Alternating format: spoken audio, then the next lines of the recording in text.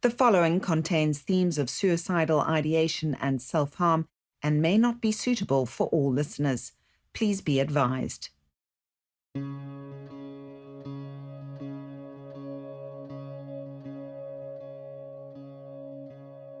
just cried and cried and cried and basically said to me, I don't actually know if I want to live. When Catherine Norman's 16-year-old daughter told her she wasn't sure she wanted to live anymore, it was a shock that jolted her into action. This is Breaking Point, a podcast about the impact of the pandemic on the mental health of teenagers. Normand is an educational psychologist and says despite her experience, she ignored all the warning signs that her daughter was in desperate trouble. The pandemic had caused everyone mental stress, and she just thought it was a normal teenage reaction to an abnormal situation.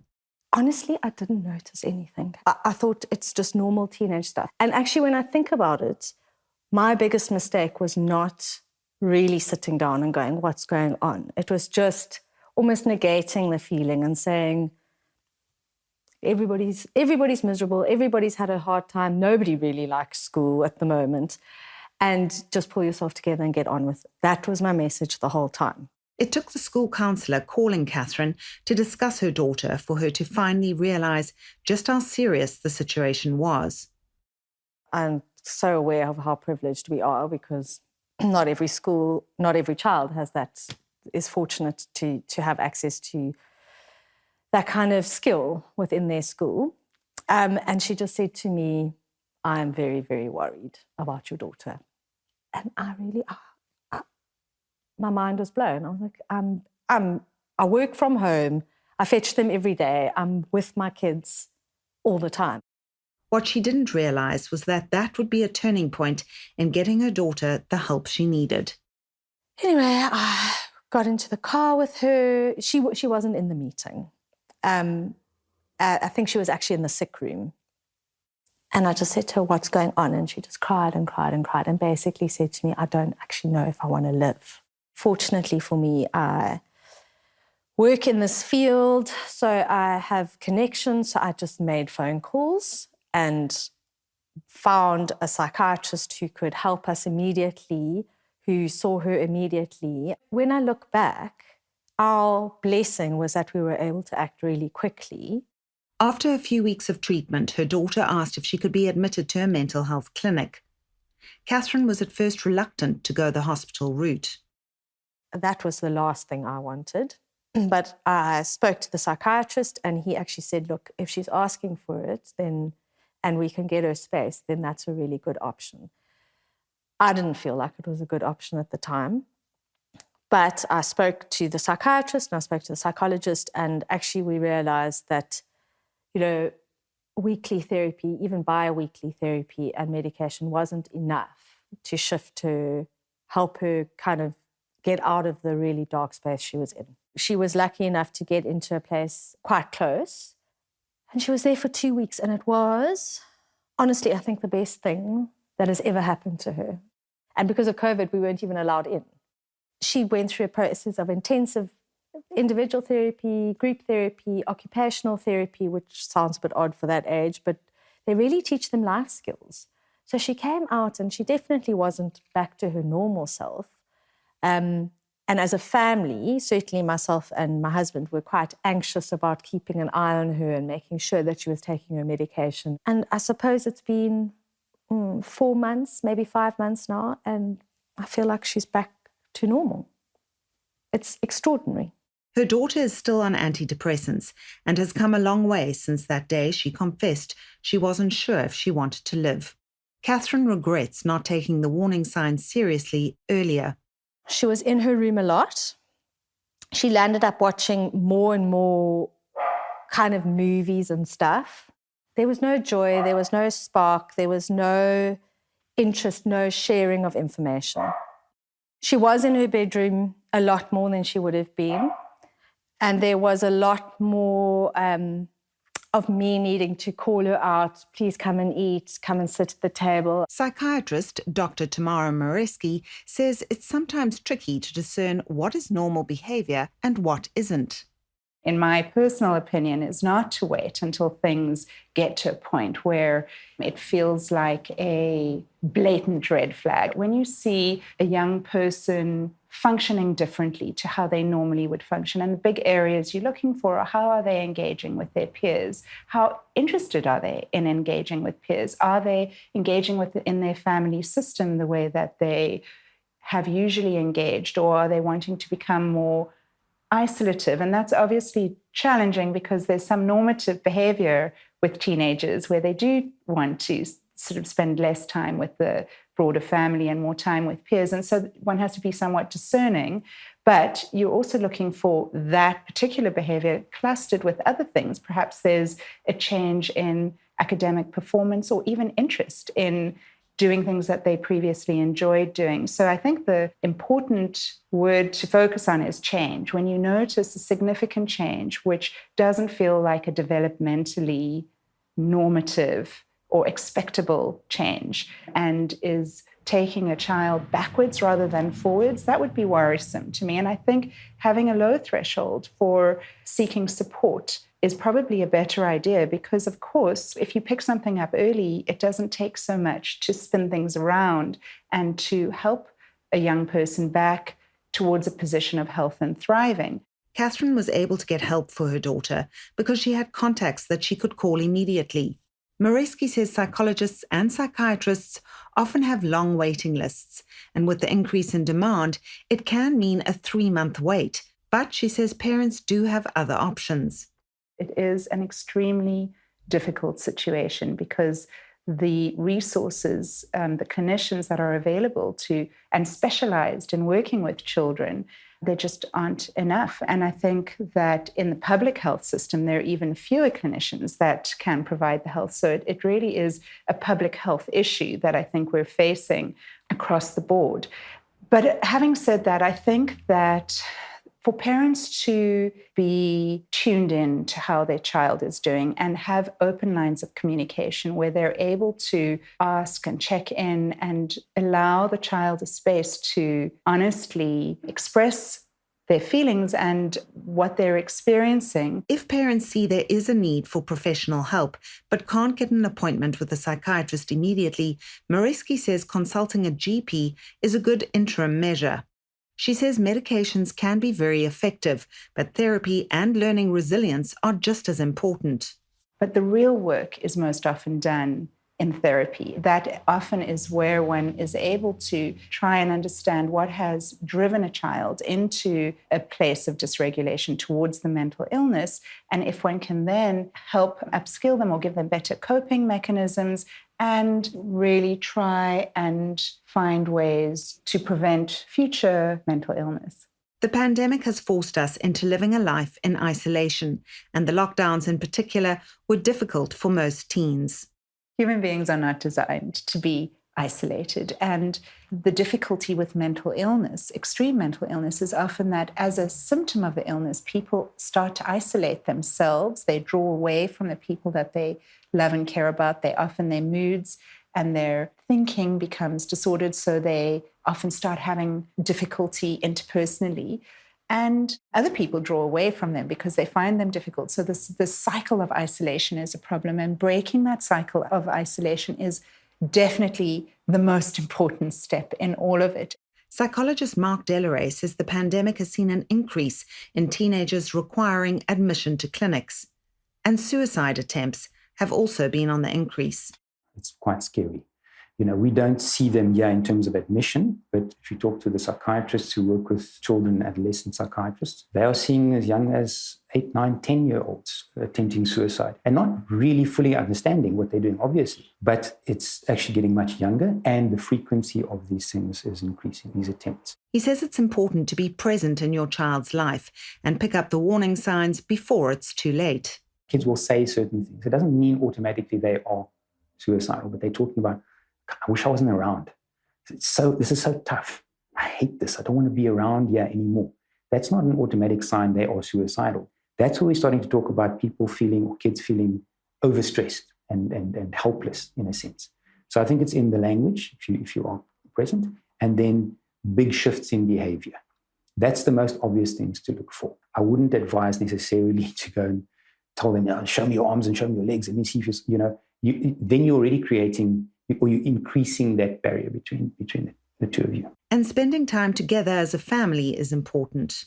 I think that sort of FaceTime, not FaceTime on the devices, we are missing out on. We're not having that with our kids. And we need to try and do some of those things. Not every night. Start small. Have something and say, listen, we as a family need to agree that 3 nights a week, could be more, preferably more, but let's say 3 nights of the 7 days of the week, we are going to sit together at the table. Cell phones, not in the room. We'll sit there, we'll eat some meal. And if you finished your meal and you're there for 10 minutes, that interaction starts to come. As a family, you don't have to spend money, just spending some time with your kids. That's what's important. Delaray, who says families who can't afford the costs of psychologists or psychiatrists do have other options too. If you look around, especially in Cape Town, so this is, my town in that sense, so I know around Cape Town, there are many NGOs, there are many groups of people, be it social groups, be it church groups, be it NPOs, that offer assistance free of charge. There's some youth groups that are starting up. And I think if you start looking towards those, if you have no other way to go, those are places where you can get help. There's also the group SADAG, South African Depression and Anxiety Group. Long waiting lists for psychiatrists and psychologists can be a stumbling block. I simply don't have the time. And I refer to colleagues, psychiatrists, and they're inundated. Kind of something we were expecting. When lockdown came, we started speaking about it 2-3 months into lockdown. We were saying if this continues for any length of time, there's going to be an avalanche. NGOs like Community Keepers are trying to plug the gaps. CEO Gerrit Lening says his organisation fundraises to pay their staff and offers services to children for free. So what you've referred to is actually called a treatment gap. And it actually denotes the inability of people who would be in even more need of services to actually access services. And that is very true, and even more so true for psychological support, mental services, as you call it. So community keepers play a role in that we are involved in schools. We have got permanently based offices at present at 29 schools in the Western Cape. And we fill that gap. So we create the accessibility, the ability of a learner to walk into an office and to say, I report, I need somebody to talk to, and we're then there and available with professional people to attend to their needs. So of course, our own expertise and our own capacity also stretches only as far as it goes to clinical psychologists. But once we need to refer a learner into proper psychiatric institutionalized care, then we again have to access the public service. Benefit being that we are quite adamant when we've got clients, so we force open those doors, and in a very nice way, I hope. But ultimately, we are then in a position to say to the public mental health capacity that a learner that we would refer would be a candidate that really needs the service and that would, in a sense, be pre-screened for the need. The pandemic has pushed many people towards breaking point. I think we currently speak in metaphors like the tip of the iceberg. And literally when we speak of the tip of the iceberg, it is when we start seeing suicides and extreme cases of abuse. It kind of just shows the little tip of what is actually happening at this stage. So I think social inequalities and social psychological needs have always been there. But with the pandemic, everything has just increased. And I think in that way, all of us have got some experience of increased anxiety, increased feelings of being worried about the future. And then you can imagine if you come from a fairly privileged background where things were okay and you are now feeling things are not okay. Can you just imagine what it is like if you come from a background where things were previously not okay and now just being super not okay? Jo Borrell, who has suffered from depression herself, also believes children need to be educated to recognise its symptoms. She's trying to get the topic of mental health introduced into life orientation classes at schools. When I was a child, desperately depressed, at the age of 10, 11, I actually thought it was normal. I thought everybody felt like that. And then sometimes I used to kind of wonder, like, how can this one be smiling so much if he or she feels so bad? But I always just thought everybody felt like that. So if I had somebody coming into my classroom or my school and took a small group, for example, onto the field to sit in like a circle or something and just told me how depression feels and what she does about it and that she's okay now, that would have been life-changing for me. Because I would have maybe gone to my parent or gone to a teacher and said, yeah, so-and-so said that she feels like this and I feel like that too. So I think kids desperately need a two-sided conversation, and I think that's what they're missing. She's in contact with the education department and hopes that she'll be able to start webinars in 2022. I just think during LO lessons, as I said, get the topic of mental illness spoken about, cover all the symptoms, cover the most common types, just so that the child can identify and say, oh, wow, I think this is me. I think I do need some help. I think I do need to talk to my mom or a friend or anybody. Because the problem with these teen suicides is, in their minds, there's just no other option. They don't know how to deal with these terrible, intense feelings, and there's no other option in their minds but to end their lives. It would have completely changed my life because I would have gone into therapy at a younger age. I would have got the medication I needed. I only started proper medication last year, so it's taken me 44 years to finally get a proper diagnosis with proper treatment. Mental health is so stigmatized that if you are feeling bad, lots of people will say, oh, we all feel bad. Everybody feels bad. And that's unfortunately how it's treated. Mareski believes shared experiences can be healing. I think, unfortunately, in our day-to-day lives, in sort of the busy, fast-paced urban worlds that we live in, those connections and those opportunities to speak authentically about difficult things and to show one's vulnerability, there aren't many opportunities to do that, and it's often not really very positively reinforced. But in fact, that is the key to having a healthier society and to dealing with difficult times like this. And in some ways, a shared stress, a trauma that many people have shared, is actually, people fare better because they realize they're not alone and that they're having a normal experience to an abnormally stressful circumstance. And it becomes easier to deal with, I think, because of that. So the answer is really that the key lies in opening up and sharing and having the courage to be vulnerable. For Catherine Normand, she hopes the unpredictability of this pandemic may eventually have a positive outcome. There's a part of me that really believes that human beings are so incredibly robust and malleable that we find ways to survive and thrive no matter what. And if we look around, people are surviving. Some people are taking more strain than others. I wonder, actually, if we're not going to have a generation of young or people going forward that are just more accustomed to change and to adapting because suddenly the plans can't be what they thought they were going to be. Mareski says the fallout of this pandemic will be felt for years to come, but maybe there is light at the end of the tunnel. I think that it's impossible to imagine that this has not had a significant effect on society at large, on the individuals within it, on families. It's affected us on so many different levels, and there's a chronicity to the stress that I think makes it very unlikely that there'll be no impact. There has to be some impact. And I do think it's difficult, though, to know exactly what that impact will be. I think that one can imagine that things, there may be some delayed onsets, that this might lay a foundation of stress, that with the cumulative stress, one might find things popping up later. But equally, humans are incredibly resilient, and adversity is often a doorway and a gateway to expansion and growth and learning.